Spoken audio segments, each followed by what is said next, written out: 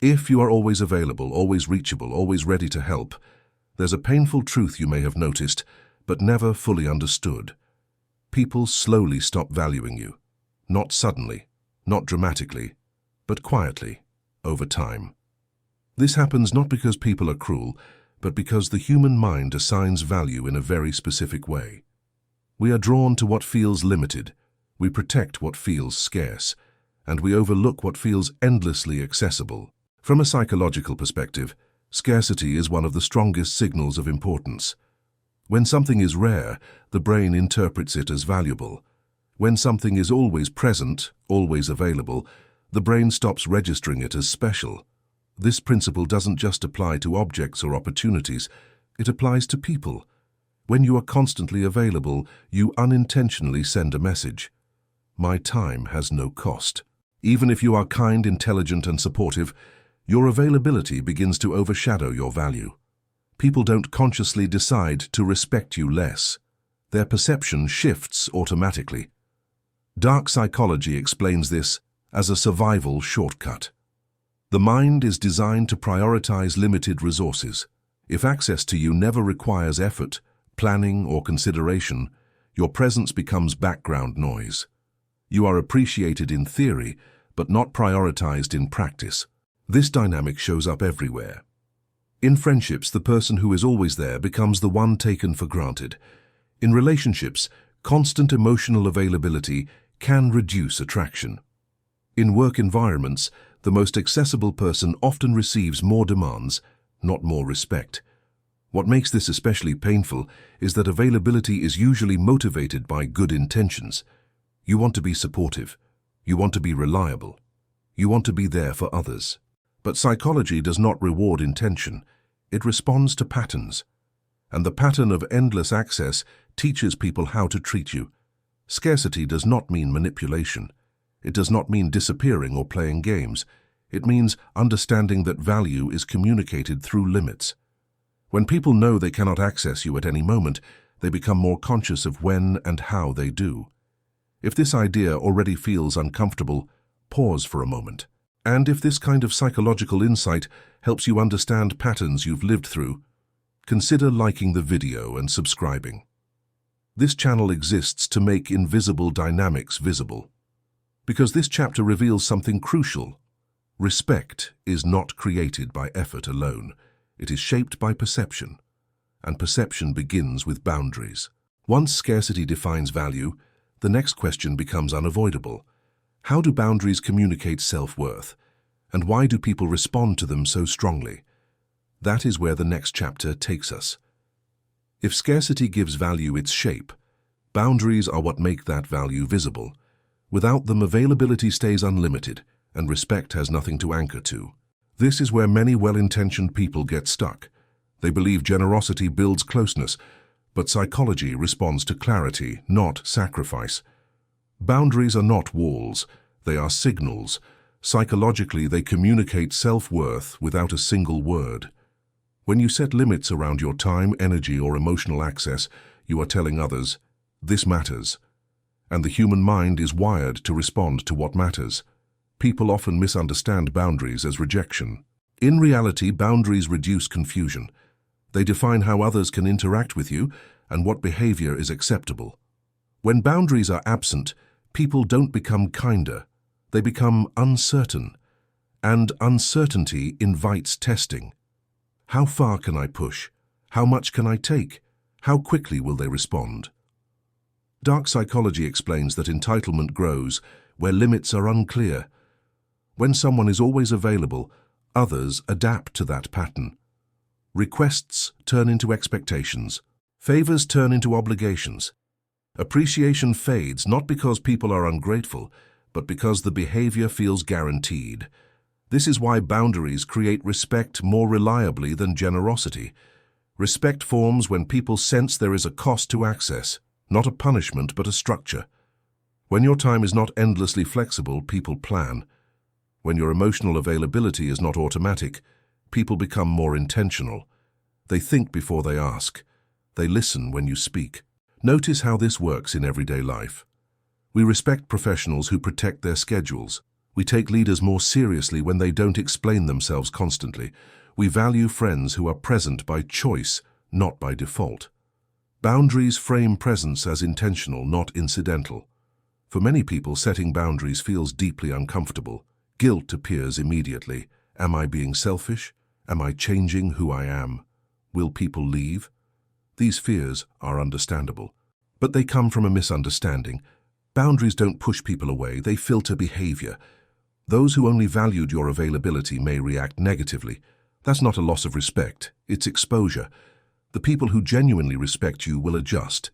They may not like every limit, but they will recognize the consistency behind it. Boundaries also protect you internally. When limits exist, resentment has less space to grow. You stop overextending, stop silently keeping score, stop feeling invisible while being needed. Your energy becomes directed instead of drained. This is the quiet shift where availability becomes intentional presence. You are still kind, still supportive, but no longer endlessly accessible. And that difference changes everything. Because once boundaries are in place, another pattern becomes clear, one that explains why so many people struggle to set them in the first place. It's not just about limits, it's about the fear of losing approval. And that fear has a name. Once boundaries begin to feel necessary, many people run into an invisible force that stops them from setting those boundaries at all: people-pleasing. This is where availability stops being a choice and becomes a habit rooted in fear. People-pleasing is often misunderstood as kindness. In reality, it is a survival strategy. Psychologically, it develops when approval feels tied to safety.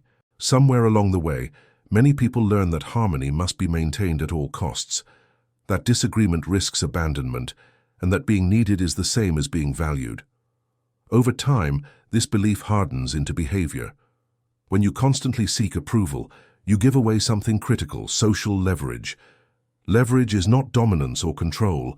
It is the ability to choose. The moment you feel you must say yes to be accepted, your choices shrink. And when your choices shrink, so does the respect others feel toward you. Dark psychology explains this clearly. Power in social dynamics comes from optionality. People instinctively respect those who appear free to walk away. When you always agree, always accommodate, always adjust yourself to fit others, you communicate dependence. Not emotionally in words, but behaviorally in patterns. Saying yes too often removes friction from interactions. And while friction sounds negative, it plays an important psychological role. Friction forces others to slow down, to consider your needs, to negotiate. Without it, interactions become one-sided. Requests turn automatic. Your time becomes assumed. Your effort becomes invisible. This is where a subtle shift occurs. People stop asking if you can help and start assuming that you will. Your availability becomes a default setting, and defaults are rarely appreciated. They are expected. Ironically, people-pleasers often believe they are building closeness. But what they are really building is predictability. And predictability, when paired with self-sacrifice, lowers perceived status. Not because others dislike you, but because there is no uncertainty, no sense of cost, no signal of self-priority. Internally, this creates conflict. You may feel drained, overlooked, or quietly resentful, but expressing that resentment feels risky, so you suppress it. You tell yourself it's not a big deal. You double down on being helpful. And the cycle tightens. The most painful part is that people-pleasing rarely brings the security it promises. Approval gained through self-erasure is fragile.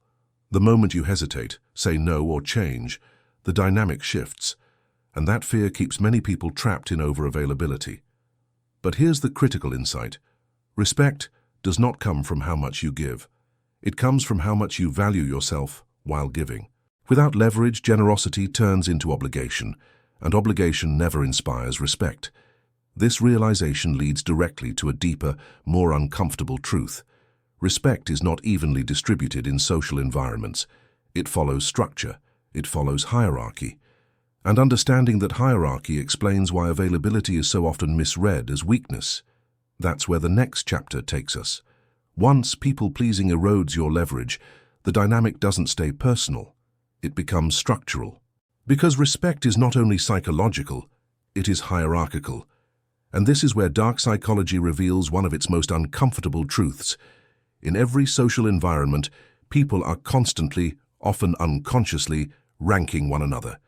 Humans are social animals shaped by hierarchy. Even in modern, polite societies, the brain is still scanning for cues of strength, confidence, and self-direction.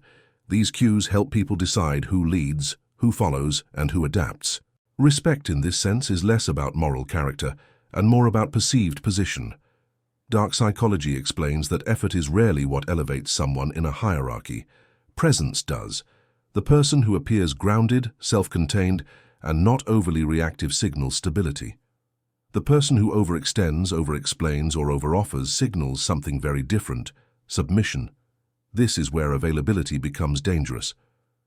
When you are always reachable, always responsive, always accommodating, you unintentionally communicate that your position is flexible, that you will adjust yourself to maintain connection. In hierarchical terms, that places you lower in the structure, regardless of your intelligence, kindness, or competence. This is why leadership figures often appear distant, even minimal in communication. It's not arrogance, it's signal management. Scarcity of access creates gravity.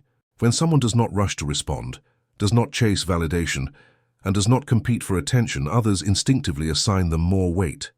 In contrast, over-availability flattens your presence. You may still be liked, but you are no longer deferred to. Your opinions are heard but not prioritized. Your needs are acknowledged but postponed. Respect quietly drains away while interaction remains. What makes this painful is that good people often confuse effort with influence. They believe that if they show up enough, support enough, give enough, they will naturally rise in value. But hierarchies don't reward effort. They respond to signals of self-trust and internal authority. This doesn't mean becoming cold, dominant, or aggressive. Dark psychology does not advocate cruelty. It simply describes reality as it is. Hierarchies stabilize around those who appear internally anchored. When you don't need constant connection to feel secure, others sense it. And that sensing shapes behavior. This chapter explains why availability changes how people treat you, even when nothing else changes. It's not personal, it's perceptual. People don't decide to respect you less. They adjust to the signals you project. And once you understand this, another consequence becomes impossible to ignore. Living low in a hierarchy while giving constantly comes at a cost, not to others, but to you. Because over time, being always available doesn't just reduce respect, it creates exhaustion, resentment, and a slow loss of self. That emotional cost is where the next chapter begins. When respect slowly fades, the damage doesn't stay on the surface, it moves inward. Being always available doesn't just change how others treat you, it changes how you feel about yourself. And this emotional cost is often paid quietly, over time. At first, the signs are subtle. You feel tired more often. Not physically exhausted, but emotionally drained. You notice a low-level irritation that appears without a clear cause.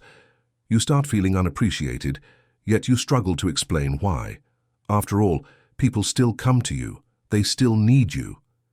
So why does it feel so empty? Dark psychology explains this as the result of chronic self-neglect. When your time, energy, and attention are constantly directed outward, there is very little left for self-regulation. You are always reacting, rarely choosing, always responding, rarely initiating. This creates a sense of powerlessness that builds quietly beneath the surface. Resentment often appears next, but in a distorted form. Instead of being expressed outward, it turns inward. You feel frustrated, then guilty for feeling frustrated.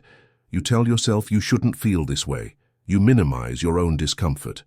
Over time, this internal conflict becomes exhausting. Being always available also dissolves identity. When your role is to respond to others, your sense of direction weakens. You stop asking what you want, because what others need feels more urgent. Decisions are made reactively. Life begins to feel like a series of interruptions, rather than a path you're choosing. This emotional invisibility is one of the most painful aspects of over-availability. You are seen as reliable, but not prioritized, needed, but not protected, present, but not deeply considered. And because there is no clear betrayal, no dramatic conflict, the pain feels invalid, as if you're not allowed to complain. Burnout eventually follows, not the kind caused by overwork alone, but the kind caused by being constantly accessible without reciprocity. Your nervous system stays activated. There is no psychological rest. Even when you're alone, part of you remains on standby. What makes this stage dangerous is that many people respond by becoming even more available. They give more, hoping the emptiness will be filled. But the opposite happens. The more you abandon yourself, the less grounded you feel. And the less grounded you feel, the harder it becomes to change the pattern. This is the moment where awareness becomes critical. Because this suffering is not a personal flaw, it is a predictable outcome of imbalance. Availability without intention leads to depletion. Presence without limits leads to disappearance. And that realization opens the door to something different, because the solution is not isolation, it is not indifference, and it is not becoming cold. It is learning how to be available by choice, not by default. That distinction, subtle but powerful, is where everything begins to change. And that is exactly what the final chapter is about. After understanding the psychological mechanics of availability, respect, hierarchy, and emotional exhaustion, one question remains: how do you change without losing who you are? The answer is not to withdraw completely, but to redefine what availability actually means. Healthy availability is intentional. It is chosen, not automatic. When you are available by default, your presence loses meaning. When you are available by choice, it gains weight. Dark psychology teaches that value is not created by constant access, but by conscious engagement. Being less available does not mean being distant or unkind. It means allowing space between request and response. It means deciding when to engage instead of reacting immediately. This pause alone changes how others perceive you, not because you are manipulating them, but because you are no longer signaling urgency or dependence. Redefining availability also requires releasing guilt. Many people believe that saying no makes them selfish or unloving. In reality, saying no preserves integrity. A boundary is not rejection, it is honesty. It protects both sides from resentment and confusion. When you begin to limit access to your time and energy, something interesting happens. People become more intentional. They choose moments. They plan. They respect the structure you create. And those who only valued your constant presence begin to fade. This is not loss. It is alignment. This shift also restores internal balance. You regain time to reflect, to choose, to direct your life instead of responding to it. Your nervous system calms, resentment dissolves, presence becomes grounded rather than strained. You are no longer performing availability. You are embodying it. Kindness changes shape in this process. It becomes steadier, quieter, and more powerful. You help because you want to, not because you fear what will happen if you don't. And that difference is felt immediately by others, even if they can't articulate why. Respect returns not because you demand it, but because your behavior now signals self-respect. Your words carry more weight. Your silence feels deliberate. Your presence feels chosen. And in social psychology, chosen presence is far more valuable than constant access. This is the deeper lesson behind availability. Respect was never about disappearing. It was about standing firmly enough that your presence could be felt when you were there, and noticed when you were not. When availability is conscious, it no longer costs you your energy, your identity, or your self-worth. It becomes a strength. And once you understand this, you stop trying to earn respect through effort. You allow it to emerge naturally from the way you choose yourself first.